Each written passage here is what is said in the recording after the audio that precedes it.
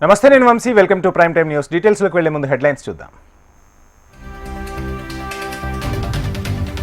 Hyderabad parade grounds లో ఇందిరా మహిళా శక్తి సభ.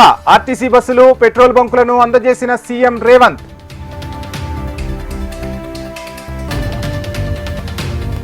మహిళలను కోటీశ్వరులను చేయడమే సర్కార్ లక్ష్యం. మరిన్ని సంక్షేమ పథకాలు తెస్తామన్న సీఎం.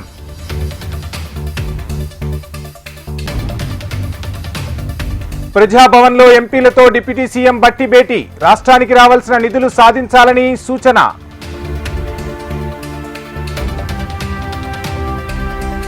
రైల్వే మంత్రి అశ్విని వైష్ణవ్తో రాష్ట్ర మంత్రులు భేటీ.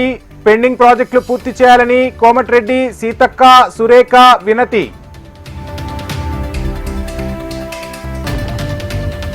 హామీలను అమలు చేయలేక రేవంత్ చేతులెత్తేశారు. రాష్ట్ర ప్రయోజనాలకు కట్టుబడి ఉన్నామన్న కేంద్ర మంత్రి కిషన్ రెడ్డి.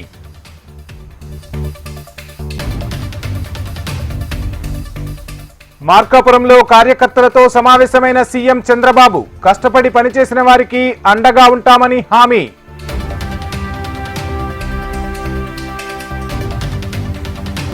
త్వరలోనే గుంటూరు రూపురేఖలు మార్చేస్తాం. వైసీపీ నిర్లక్ష్యం వల్లే అభివృద్ధి కుంటుపడిందన్న కేంద్ర మంత్రి పెమ్మసాని.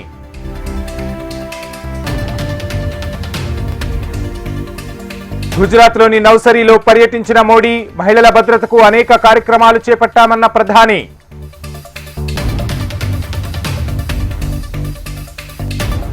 కాంగ్రెస్ లో ఉంటూ భారతీయ జనతా పార్టీ కోసం పనిచేసేవారిని గుర్తించాలి. గుజరాత్లో అధికారమే లక్ష్యంగా పనిచేయాలన్న విపక్ష నేత రాహుల్.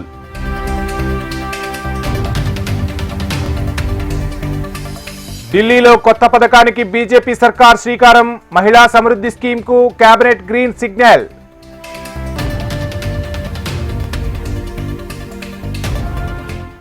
భారత్ పై తమ ఒత్తిడి ఫలించింది. ఇండియా టారిఫ్లను తగ్గించిందన్న ట్రంప్.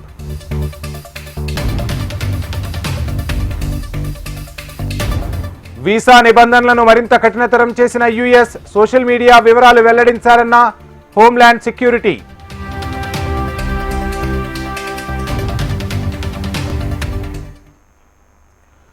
ఇక డీటెయిల్స్ చూస్తే, ఆడబిడ్డల ఆశీర్వాదంతో తెలంగాణలో చంద్రగ్రహణం తొలగిపోయిందని సీఎం రేవంత్ రెడ్డి అన్నారు.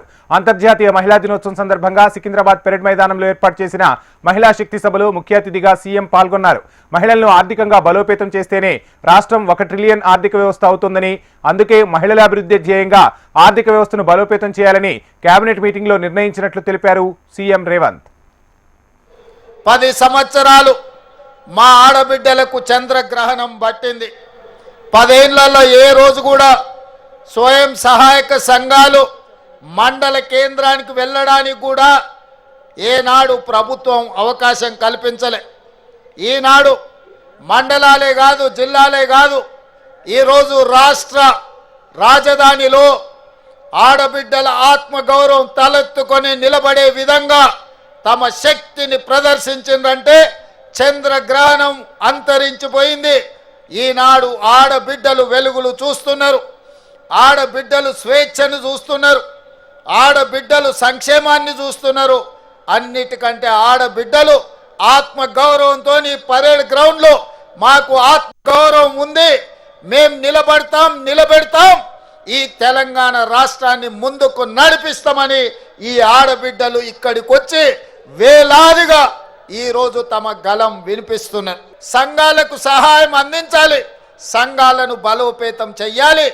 ఎప్పుడైతే ఈ సంఘాలను బలోపేతం చేసి ఆర్థికంగా నిలబెడతామో అప్పుడే తెలంగాణ రాష్ట్రం $1 ట్రిలియన్ ఎకానమీని మనం సాధించాలి. అంటే ఆడబిడ్డలు కోటీశ్వరులు కావాలి అని. రాష్ట్ర ప్రయోజనాల కోసం అందరం ఏకం కావాలని డిప్యూటీ సీఎం బట్టి విక్రమార్క పిలుపునిచ్చారు. కేంద్రం నుంచి రాష్ట్రానికి రావాల్సిన నిధులు, ప్రాజెక్టులు రాబట్టడం కోసం ఎంపీలతో ప్రజాభవన్లో సమావేశం నిర్వహించారు. పార్లమెంట్లో ఏ అంశాలు లేవనెత్తాలనే విషయాలపై చర్చించి విఫలంగా బుక్లెట్ తయారు చేసినట్లు బట్టి విక్రమార్క తెలిపారు. రాష్ట్రానికి రావాల్సిన నిధుల విషయంలో 10 ఏళ్లు బీఆర్ఎస్ నిర్లక్ష్యంగా వ్యవహరించిందని, ఏడాదిగా తాము తీవ్రంగా ప్రయత్నిస్తున్నట్లు చెప్పారు డిప్యూటీ సీఎం బట్టి విక్రమార్క. అయినప్పటికీ మెట్రో విస్తరణ, మూసీ ప్రక్షాళన సహా అనేక ప్రాజెక్టులకు కేంద్రం సహకారం అందట్లేదన్నారు. రాష్ట్రానికి లబ్ధి చేకూరేలా అవసరమైతే పార్లమెంటు సమావేశాల్లో అడ్జైన్మెంట్ మోషన్ ఇచ్చే అవకాశాలను ఎంపీలకు వివరించామని చెప్పారు. సమావేశానికి రాని ఎంపీలకు బుక్లెట్ అందిస్తామన్న బట్టి విక్రమార్క అవసరమైతే మరోసారి భేటీ నిర్వహించేందుకు సిద్ధమేనని స్పష్టం చేశారు.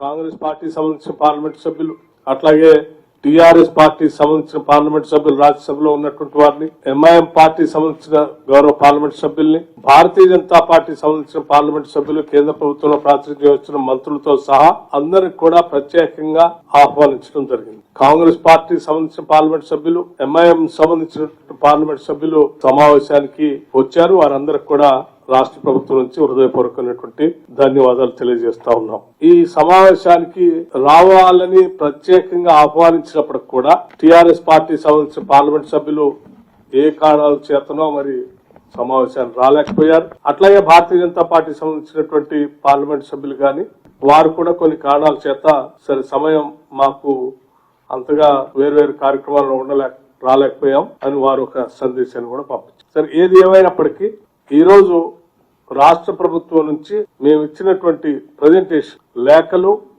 పెండింగ్ ఉన్నటువంటి అంశాలు సమగ్రంగా ఒక పవర్ పాయింట్ ప్రజెంటేషన్ పార్లమెంట్ సభ్యులందరికీ అంశాల వారీగా వారికి వివరించడం జరిగింది. అట్లాగే రాష్ట్ర ప్రయోజనాలు దృష్టిలో పెట్టుకుని పెద్ద ఎత్తున ఈ రాష్ట్ర అభివృద్ధి కోసం ఆలోచన చేస్తున్న RRR సంబంధించినటువంటి ప్రాజెక్టు సంబంధించిన సమాచారం కానీ, మూసీ రిజర్వేషన్ ప్రాజెక్టు సంబంధించిన సమాచారం కానీ, లేకపోతే వరంగల్ దగ్గర ప్రతిపాదించిన టెక్స్టైల్ పార్క్ సంబంధించిన సమగ్రమైన సమాచారం కానీ, లేకపోతే మెట్రో రైలు సంబంధించిన సమగ్రమైన సమాచారం కానీ, లేకపోతే నవోదయ స్కూల్స్ సంబంధించిన సమగ్రమైన సమాచారం కానీ, ఇత్యాది అనేక రకాలైనటువంటి నదులు సంబంధించిన సమగ్రమైన సమాచారం కానీ, ఇత్యాది అనేక రకాలైనటువంటి సమాచారాన్ని గౌరవ పార్లమెంట్ సభ్యులందరికీ అందించి తద్వారా రేపొద్దున జరిగేటువంటి పార్లమెంట్ లో ఈ బడ్జెట్ సమావేశాల్లో ఈ అంశాలని లేవనెత్తడానికి కావాల్సిన ఆలోచనల్ని, ఈ సమాచారాన్ని వారికి అందించడం జరిగింది. కేంద్ర రైల్వే శాఖ మంత్రి అశ్విని వైష్ణవ్తో శంషాబాద్ ఎయిర్పోర్ట్లో రాష్ట్ర మంత్రులు కోమటిరెడ్డి వెంకటరెడ్డి, కొండా సురేఖ, సీతక్కతో పాటు పలువురు ఎంపీలు సమావేశమయ్యారు. ఈ సందర్భంగా రాష్ట్రంలో పెండింగ్లో ఉన్న రైల్వే ప్రాజెక్టుల అంశంపై అశ్విని వైష్ణవ్తో చర్చించినట్లు రాష్ట్ర మంత్రులు తెలిపారు. ఈ అంశంపై అశ్విని వైష్ణవ్ సానుకూలంగా స్పందించారని వివరించారు.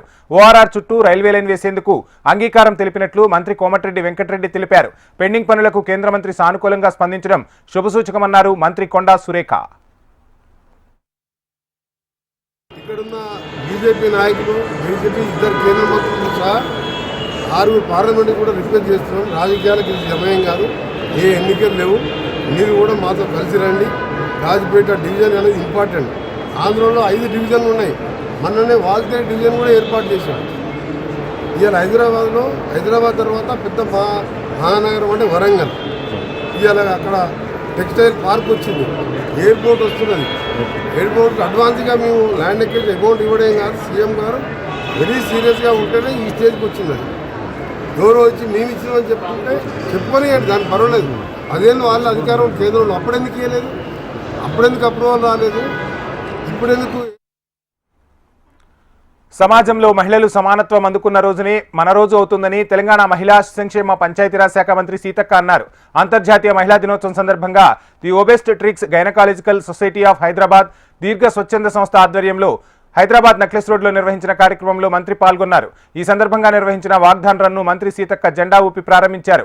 మహిళలు ఆయా రంగాల్లో ఎంత కష్టపడ్డా గుర్తింపు రావడం లేదన్నారు. ప్రతి మహిళ చురుకుగా ముందుకు వెళ్లి వెనకకు చూడకుండా అనుకున్న లక్ష్యాన్ని సాధించాలని కోరారు. తల్లి చెల్లిని ఏ విధంగా గౌరవిస్తున్నారో ప్రతి ఒక్క మహిళను అలాగే చూడాలని, అప్పుడే భద్రత ఉంటుందన్నారు మంత్రి సీతక్క.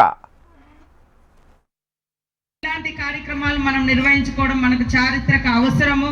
బికాస్ ఆఫ్ లేడీస్ అనగానే మరి 2వ తరగతి శ్రేణులుగా సెకండరీ సిటిజన్స్ గా చూసేటువంటి సమాజం, పితృస్వామ్య సమాజం, మేల్ డామినేషన్ లో ఆడవాళ్ళు ఎంత యాక్టివ్ గా ఉన్నా, ఎంత హార్డ్ వర్క్ చేసినా ఇంకా మనకు రావాల్సినంత గుర్తింపు కానీ. తెలంగాణలో 10 రహదారులను పూర్తి చేశామని, మరికొన్నింటిని ప్రారంభిస్తున్నామని కేంద్ర మంత్రి కిషన్ రెడ్డి తెలిపారు. రహదారుల ప్రారంభానికి కేంద్ర మంత్రి నితిన్ గడ్కరీ హాజరు కానున్నట్లు కిషన్ రెడ్డి వెల్లడించారు. రీజనల్ రింగ్ రోడ్డు గురించి కూడా చర్చించామని, ఫైనాన్స్ కు సంబంధించి ట్రైపార్టీ అగ్రిమెంట్ జరగాల్సి ఉందని, అది పూర్తయిన వెంటనే రహదారుల పనులు ప్రారంభమవుతాయని కిషన్ రెడ్డి స్పష్టం చేశారు. ఇది తొందరగా ఏర్పాటు చేయాలని రిక్వెస్ట్ చేశాం.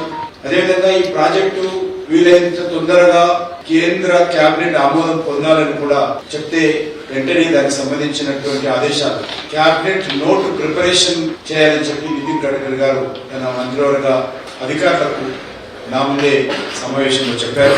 నార్త్ పార్క్ కు సంబంధించి కేంద్ర ప్రభుత్వము భూసేకరణకు సంబంధించి ఏదైతే 50% భరించిందో 50% ల్యాండ్ అక్విజిషన్ కాస్ట్ ప్లస్ ఈ యొక్క north side triple ring road నిర్మాణం కాస్ట్ 18,772 కోట్ల రూపాయలతో అంచనా వేయడం జరిగింది.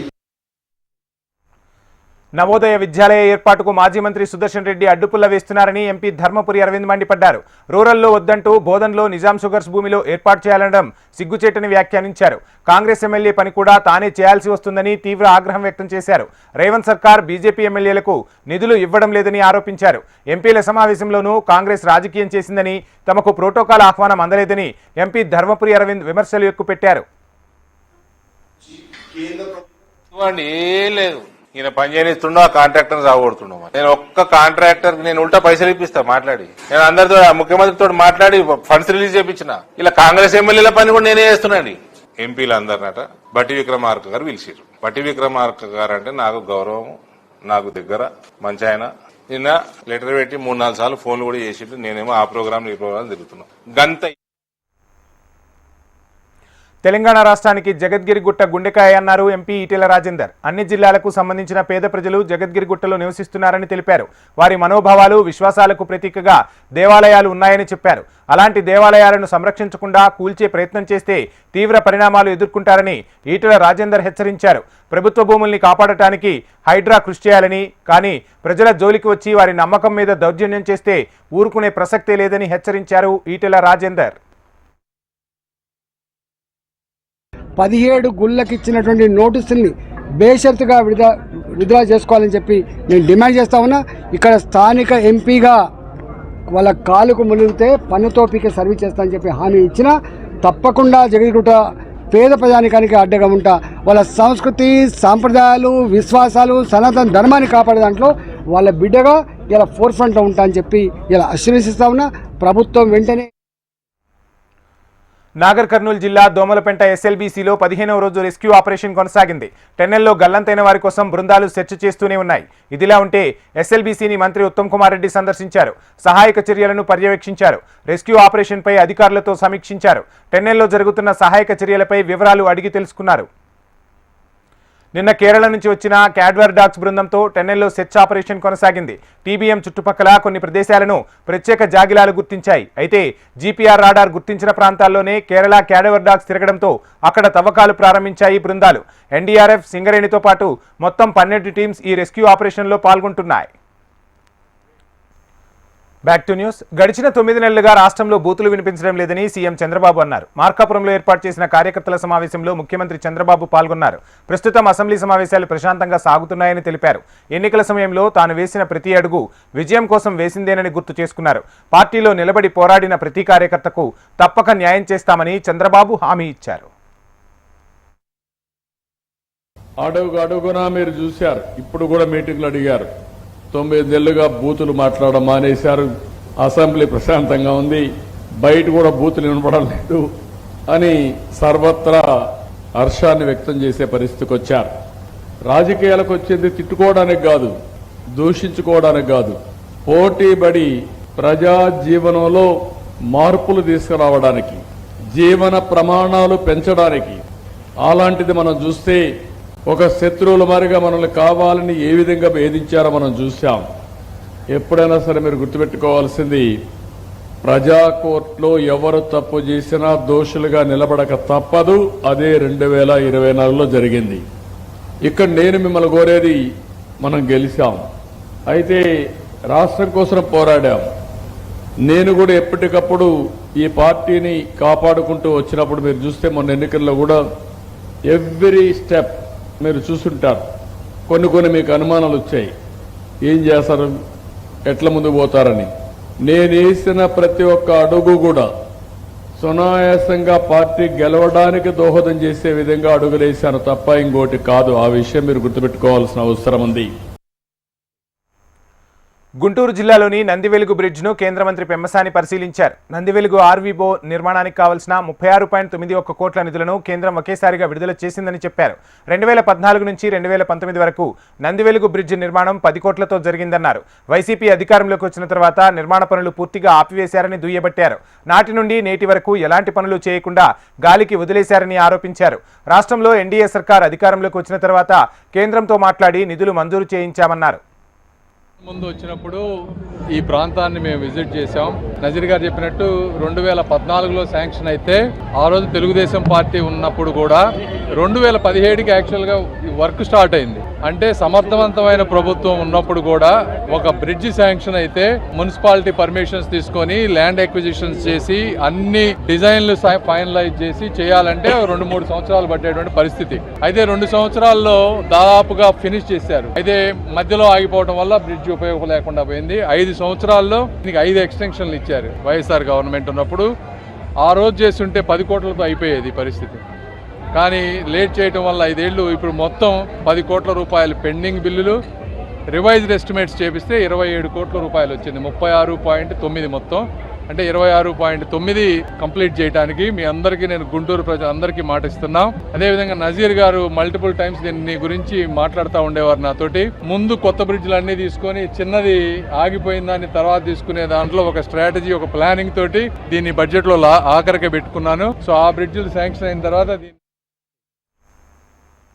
సినీ నటుడు పోసాని కృష్ణమురళికి Vijayawada chief metropolitan magistrate court remand విధించింది. జనసేన నేత శంకర్ ఫిర్యాదు మేరకు పోసానిపై భవానీపురంలో కేసు నమోదైంది. ఈ కేసులో పీటీ వారెంట్ ద్వారా పోసానిని కర్నూలు నుంచి విజయవాడ తీసుకొచ్చారు పోలీసులు. Vijayawada chief metropolitan magistrate court ముందు హాజరుపరిచారు. తనపై అక్రమంగా కేసులు బనాయించారని, ఒకే రకమైన కేసులతో అన్ని ప్రాంతాలకు తిప్పుతున్నారంటూ పోసాని కోర్టు దృష్టికి తీసుకువెళ్లారు. తనకు గుండె జబ్బు, పక్షవాతం ఉన్నాయని చెప్పారు. అయితే ఇరుపక్షాల వాదనలు విన్న ధర్మాసనం ఈ నెల 20 వరకు రిమాండ్ విధించింది. ప్రధాని మోడీ గుజరాత్లోని నౌసరీలో పర్యటించారు. మహిళా దినోత్సవం సందర్భంగా నిర్వహించిన బహిరంగ సభలో ప్రధాని ప్రసంగించారు. గతంలో బాధితులు ఎఫ్ఐఆర్ దాఖలు చేయడానికి పోలీస్ స్టేషన్కు వెళ్లాల్సి ఉండేదని, కానీ ఇప్పుడు ఈ ఎఫ్ఐఆర్తో ఎక్కడి నుండైనా నివేదిక దాఖలు చేయవచ్చునని మోడీ తెలిపారు. 0 ఎఫ్ఐఆర్ నిబంధనతో మహిళలు ఏ పోలీస్ స్టేషన్లోనైనా ఫిర్యాదు చేయవచ్చునని వివరించారు. అత్యాచార బాధితులు ఇప్పుడు ఆడియో, వీడియో కాల్స్ ద్వారా తమ స్టేట్మెంట్లను రికార్డు చేయవచ్చునని అన్నారు. గతంలో వైద్య పరీక్షలకు సమయం పట్టేదని, కానీ ఇప్పుడు దాన్ని 7 రోజులకు తగ్గించారని ప్రధాని మోడీ గుర్తు చేశారు.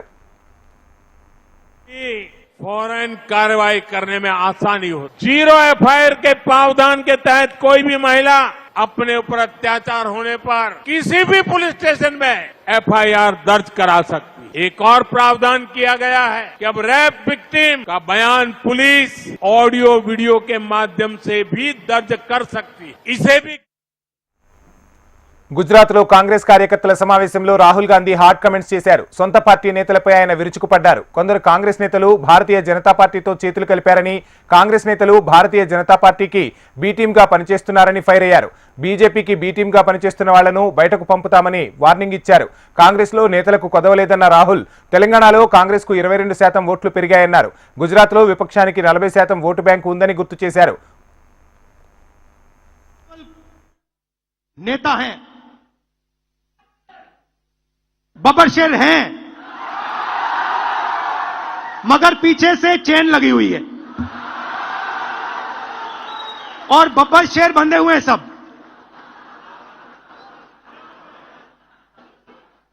एक बार मेरी मीटिंग हो रही थी, वहां पे शायद मध्य प्रदेश का डेलीगेशन था। एक कार्यकर्ता खड़ा हुआ, कहता है राहुल जी आप एक काम कर दीजिए। मैंने कहा మహిళా దినోత్సవం సందర్భంగా ఢిల్లీలో మహిళా సమృద్ధి యోజన పథకాన్ని తీసుకురావడాన్ని భారతీయ జనతా పార్టీ జాతీయ అధ్యక్షుడు జేపీ నడ్డా అభినందించారు. ఈ రోజు తనకు చాలా ఆనందంగా ఉందని తెలిపారు. మహిళలకు లబ్ధి చేకూర్చే పథకాన్ని మహిళా దినోత్సవం రోజే తీసుకువచ్చినందుకు ముఖ్యమంత్రి రేఖా గుప్తాతో పాటు ఢిల్లీ మంత్రివర్గాన్ని అభినందిస్తున్నట్లు తెలిపారు. పథకం అమలు కోసం 5,100 కోట్లను ఢిల్లీ సర్కార్ కేటాయించిందని నడ్డా వివరించారు. और प्रधानमंत्री महिला समृद्धि योजना के बारे में मैंने ही अपने मैनिफेस्टो में उसके प्रथम चरण में कहा था कि अब हम महिलाओं को 2500 रुपए देने का वायदा करते हैं और उसको हम पूरा करेंगे। आज मुझे खुशी है और मैं बधाई देता हूं रेखा जी को और इंदिरा गांधी जी के नेतृत्व को और मोदी जी को जिन्होंने आज आने से पहले कैबिनेट का फैसला किया और 5,100 करोड़ रुपए इस साल के लिए आवंटित किया है। ఢిల్లీ కేబినెట్ కీలక నిర్ణయం తీసుకుంది. మహిళా దినోత్సవం సందర్భంగా ఢిల్లీలోని మహిళలకు 2,500 రూపాయలకు మహిళా సమృద్ధి యోజన కింద ఇవ్వనున్నట్లు ఢిల్లీ ముఖ్యమంత్రి రేఖా గుప్తా వెల్లడించారు. ఎన్నికల సమయంలో ఇచ్చిన హామీని నెరవేరుస్తున్నామని చెప్పారు. ఈ పథకం అమలు కోసం బడ్జెట్లో 5,100 కోట్లు కేటాయించినట్లు వివరించారు. మహిళా సమృద్ధి యోజన పథకంపై ఓ కమిటీ వేశామని, త్వరలోనే పథకం అమల్లోకి వస్తుందని సీఎం రేఖా గుప్తా పేర్కొన్నారు. आप सुनिए, आज महिला दिवस का एक सुंदर अवसर है और इस महिला दिवस के अवसर को सदुपयोग करते हुए हमने अपनी कैबिनेट की बैठक करी। माननीय सभी मंत्रीगण उस बैठक में रहे और दिल्ली चुनाव के अपने संकल्प पत्र में दिल्ली की बहनों से जो वायदा हमने महिला समृद्धि योजना के तहत किया था कि दिल्ली की गरीब बहन को 2,500 रुपए प्रति माह देने की बात, आज उसको हमने कैबिनेट में मोहर लगा दी है। उसको ఇంటర్నేషనల్ అప్డేట్స్ చూస్తే అమెరికాపై సుంకాల తగ్గింపునకు భారత్ అంగీకరించిందని యుఎస్ అధ్యక్షుడు డొనాల్డ్ ట్రంప్ పేర్కొన్నారు. భారత్ అత్యధికంగా సుంకాలు వసూలు చేస్తోందని, ఆ దేశంలో ఏవీ విక్రయించడానికి వీల్లేనంత భారంగా ఉన్నాయని వ్యాఖ్యానించారు. ఈ అంశాన్ని లేవనెత్తడం, భారత్ చర్యలను తాము బహిరంగపరచడం వల్ల సుంకాలను తగ్గించడానికి ఆ దేశం అంగీకరించిందని తెలిపారు. వైట్ హౌస్లో జరిగిన సమావేశంలో అమెరికా అధ్యక్షుడు మరోసారి సుంకాల అంశాన్ని ప్రస్తావించారు. అమెరికా మాజీ ఉపాధ్యక్షురాలు కమలా హ్యారిస్ కాలిఫోర్నియా గవర్నర్ పదవికి పోటీ పడుతున్నట్లు తెలిసింది. ఈ వేసవి చివరి వరకు దీనిపై నిర్ణయం ప్రకటించే అవకాశం ఉన్నట్లు సమాచారం. ఈ మేరకు కమలా హ్యారిస్ దగ్గరి వ్యక్తులను ఓటంకిస్తూ అమెరికా మీడియాలో వరుస కథనాలు వండివారుస్తున్నారు. కాగా గతేడాది నవంబర్లో జరిగిన అమెరికా అధ్యక్ష ఎన్నికల్లో కమలా హ్యారిస్ అధ్యక్షురాలి పదవికి పోటీ పడ్డారు. డెమోక్రటిక్ పార్టీ అధ్యక్ష అభ్యర్థిగా బరిలోకి దిగిన కమలా హ్యారిస్ ట్రంప్ చేతిలో ఓటమిని చవిచూశారు. ఇక అప్పటి నుంచి ఆమె బయట ఎక్కువగా కనిపించడం లేదు. ఈ నేపథ్యంలో తన రాజకీయ భవిష్యత్తుపై కీలక నిర్ణయం తీసుకున్నట్టు తెలిసింది. తన సొంత రాష్ట్రం కాలిఫోర్నియా గవర్నర్ పదవికి పోటీ పడుతున్నట్లు సమాచారం. దీనిపై ఆమె త్వరలోనే నిర్ణయం ప్రకటించనున్నట్లు సదరు కథనాలు పేర్కొంటున్నాయి. కాలిఫోర్నియా గవర్నర్ ఎన్నికలు వచ్చే ఏడాది జూన్లో జరగనున్నాయి. అమెరికా వీసా, గ్రీన్ కార్డు కోసం దరఖాస్తు చేసుకునే భారతీయులు ఇమిగ్రేషన్ దరఖాస్తులతో పాటు తమ సోషల్ మీడియా ఖాతాల సమాచారాన్ని కూడా ఇప్పుడు అందజేయాల్సి ఉంటుంది. ఈ విషయాన్ని అమెరికా హోంల్యాండ్ సెక్యూరిటీ డిపార్ట్మెంట్ మార్చి 5న వెల్లడించింది. గ్రీన్ కార్డులు, పౌరసత్వం, ఇతర ప్రయోజనాలు కోరుతూ దరఖాస్తు చేసుకునే భారతీయులు ఏటా 35 లక్షల మందికి పైగా విదేశీయుల నుంచి ఈ సమాచారాన్ని కోరనున్నట్లు డిహెచ్ఎస్ ప్రకటించింది. ఇమిగ్రేషన్ స్క్రీనింగ్ ను కట్టుదిట్టం చేయాలన్న ఉద్దేశంతో ఈ ఏడాది జనవరిలో అధ్యక్షుడు డొనాల్డ్ ట్రంప్ సంతకం చేసిన 14161 ఎగ్జిక్యూటివ్ ఆర్డర్లో భాగంగా ఈ ప్రతిపాదన ఉన్నట్లు తెలుస్తోంది. కొత్త నిబంధన మేరకు దరఖాస్తుదారులు 9 ప్రధాన ఇమిగ్రేషన్ ఫారాలలో తమ సోషల్ మీడియా ఖాతాల వివరాలను America citizenship and immigration services కు అందజేయాల్సి ఉంటుంది. పాస్వర్డ్ తెలియజేయవలసిన అవసరం లేదు. ఈ సమాచారాన్ని దరఖాస్తుల గుర్తింపును తనిఖీ చేసేందుకు, జాతీయ భద్రతా ముప్పులను అంచనా వేసేందుకు ఉపయోగిస్తారు. భారతీయ ఇమిగ్రెంట్లు, ముఖ్యంగా స్టెమ్ ప్రొఫెషనల్స్, H1B ఆశావాహులు, EB-5 పెట్టుబడిదారులకు ఈ కొత్త నిబంధనతో నిఘా మరింత అధికమవుతుంది. సాధారణ ఆన్లైన్ సంభాషణలు కూడా సమీక్షకు గురవుతాయని ఇమిగ్రేషన్ నిపుణులు హెచ్చరించారు. ఆన్లైన్లో వ్యక్తుల ప్రవర్తనపై నిఘా ఉంటుందని, పోస్టులు, కమెంట్లు, చాటింగ్లపై సమీక్ష ఉండే అవకాశం ఉందని తెలిపారు.